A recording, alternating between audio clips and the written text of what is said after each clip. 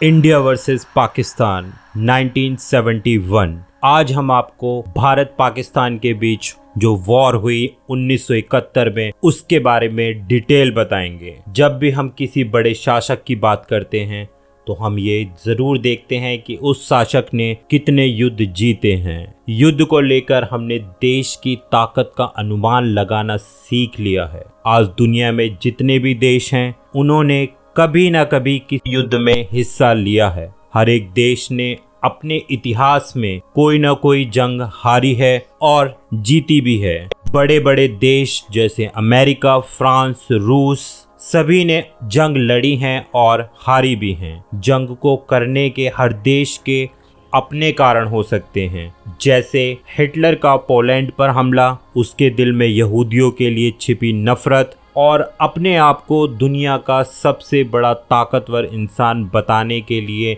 किया गया उसके द्वारा युद्ध। वहीं जापान ने चीन पर हमला अपनी देश की भूमि विस्तार के लिए किया था। लेकिन भारत के संबंध में बात कुछ अलग है। अगर मैं भारत के संपूर्ण इतिहास की बात करूं तो देखा गया है भारत के किसी भी शासक ने कभी भी दूसरे देश पर हमला नहीं किया। जिस देश में चंद्रगुप्त मौर्य जैसे शासक हुए हैं जो उस वक्त सबसे एडवेंचर मिलिट्री रखा करते थे, बावजूद इसके भारत के शासकों ने कभी भी अपने पड़ोसी मुल्क पर कब्जा करने के लिए कोशिश नहीं की। मगर हाँ, जब भी किसी दूसरे देश ने भारत पर हमला करने की कोशिश की तो भारत ने मुंह तोड़ जवाब दिया है। और गौर किया जाए तो भारत के पड़ोसी देश पाकिस्तान ने 4 बार जंग छेड़ी पर वो कभी भी कामयाब नहीं हुआ। इसमें सबसे पहली जंग आजादी के बाद 1947 में कश्मीर को लेकर हुई, दूसरी बड़ी जंग 1956 में और तीसरी सबसे बड़ी जंग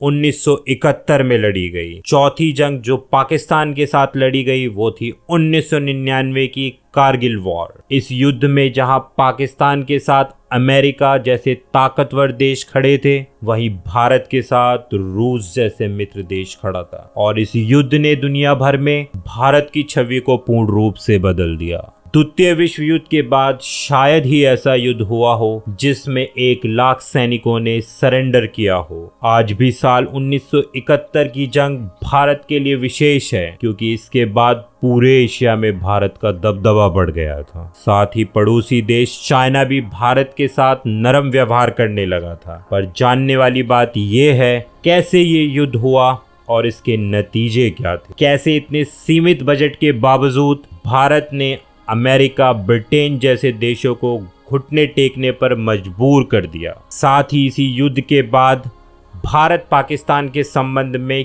क्या फर्क आया और वो क्या वजह थी जिसकी वजह से भारत युद्ध को जीतने में सफल हुआ और कैसे उस वक्त पाकिस्तान को 93,000 सैनिकों के साथ भारत के सामने सरेंडर करना पड़ा। सन 1971 के युद्ध को समझने के लिए हमें इससे पहले के भारत और पाकिस्तान की थोड़ी जानकारी लेना जरूरी है। तो साल 1947 में जब भारत को आज़ादी मिली तो उस वक्त देश को बंटवारे का दर्द सहना पड़ा। पर मोहम्मद अली जिन्ना की मांग पर मुस्लिम मेजॉरिटी एरिया को एक नया देश बनाने की मांग उठने लगी। इसी तरह से 14 अगस्त 1947 को भारत के एक हिस्से को अलग करके एक नया देश पाकिस्तान बनाया गया। मगर पाकिस्तान के बनने के बाद भी भारत में मुस्लिम पॉपुलेशन यानी कि आबादी ज़्यादातर 2 हिस्सों में थी। इसमें से एक था वेस्टर्न इंडिया में और दूसरा ईस्टर्न इंडिया में। वेस्टर्न इंडिया का मतलब है राजस्थान, गुजरात, पंजाब, जम्मू कश्मीर का पश्चिमी हिस्सा और ईस्ट इंडिया का मतलब है आज के वक्त का बांग्लादेश।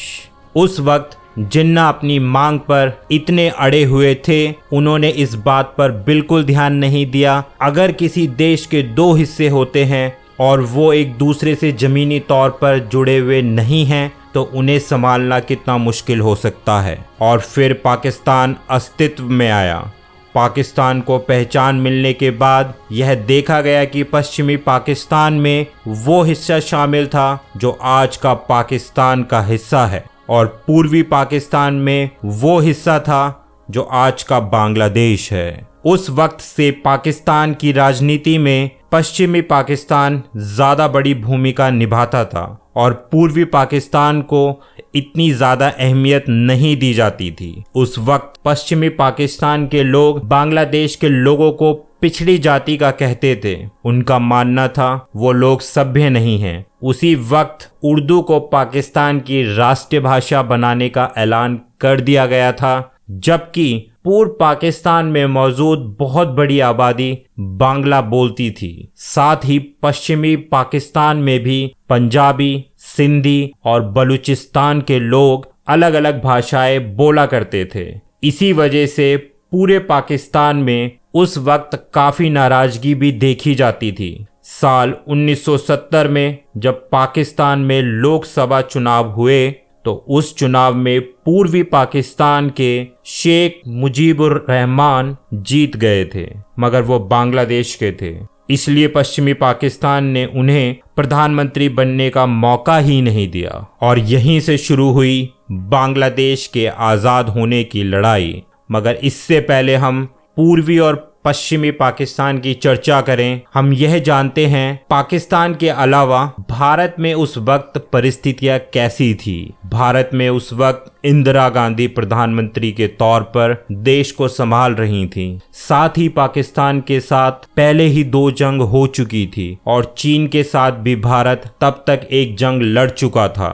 जहां पाकिस्तान के साथ भारत को जीत मिली थी, वहीं चीन के साथ हुई जंग में भारत को एक बड़ा हिस्सा गंवाना पड़ा। उस वक्त इंदिरा गांधी गरीबी हटाओ का नारा देकर सत्ता में आई थी और इसी वजह से उनका फोकस गरीबी हटाने पर था। लेकिन भारत पूर्वी और पश्चिमी पाकिस्तान के बीच में मौजूद था और इसी वजह से दोनों इलाकों के बीच परेशानी से भारत भी परेशान हो रहा था। दरअसल भारत की परेशानी एक वजह से ये भी थी कि जब शेख मुजीबुर रहमान को प्रधानमंत्री नहीं बनने दिया गया तो उन्होंने मार्च 1971 में एक आज़ाद देश बांग्लादेश बनाने की मांग करना शुरू कर दिया था और अपने देश के टुकड़े होते देख पाकिस्तान सरकार ने बांग्लादेश के अंदर अपनी सेना भेज दी और शेख मुजीबुर रहमान को गिरफ्तार करके कराची ले आया गया। इधर पाकिस्तानी सेना ने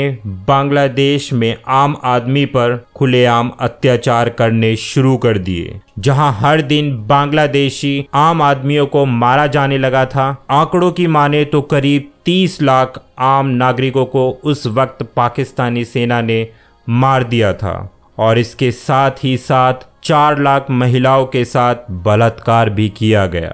जब बांग्लादेशी नागरिकों पर इतने बड़े स्तर पर पाकिस्तानी सेना द्वारा जुल्म किया जाने लगा तो लाखों की संख्या में बांग्लादेशी नागरिक इल्लीगल यानी कि असंवैधानिक तरीके से छुपकर बॉर्डर क्रॉस करके भारत में आने लगे और इससे भारत की सुरक्षा के साथ भी समझौता होने लगा। उस वक्त भारत की मौजूदा प्रधानमंत्री इंदिरा गांधी ने इन हालात को गंभीरता से लेते हुए उस वक्त के थल सेना के कमांडर सैम मानेकशॉ को मीटिंग के लिए बुलाया और उन्हें पूर्वी पाकिस्तान पर हमला करने बांग्लादेश को आज़ाद कराने की मांग की। लेकिन तब मानेकशॉ ने इंदिरा गांधी से कहा कि बरसात के समय में बांग्लादेशी इलाकों में दलदल की समस्याएं बहुत ज्यादा होती हैं। इस वजह से अभी युद्ध करना ठीक नहीं होगा। वहीं इस समय पाकिस्तान और चीन भारत के दूसरे बॉर्डर से हमला कर सकते हैं।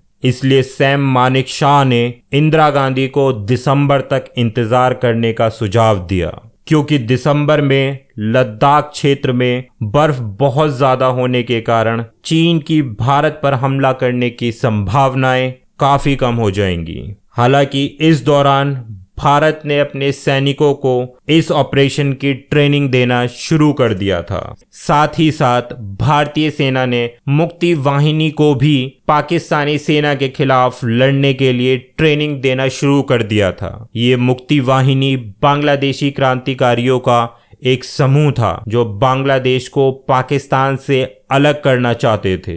भारत अब दिसंबर के महीने का इंतजार कर रहा था और जंग की सारी तैयारियां पूरी हो चुकी थी।